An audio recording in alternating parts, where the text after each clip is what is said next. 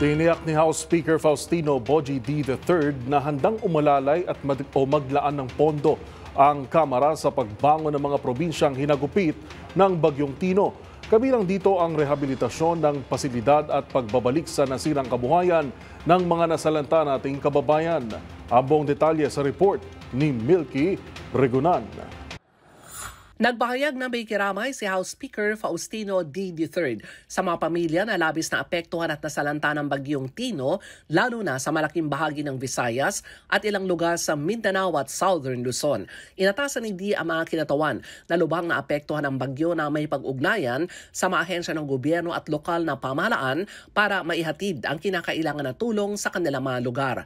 Tiniyak ni D na handa ang Kamara na maglaan ng pondo at suportahan ang mga programa na magpapabilis sa rehabilitasyon sa mga nasanantang lugar ng Bagyong Tino. Ayon sa House Speaker, inaasahan ang mga kailangan ng pondo hindi lamang sa rehabilitasyon, kundi maibalik ang mga nasirang pasilidad at kabuhayan. Sa mga nasalanta ng bagyo, sinabi ni D, titiyakin ng Kamara na makararating sa kanila ang tulong para muling makapagsimula.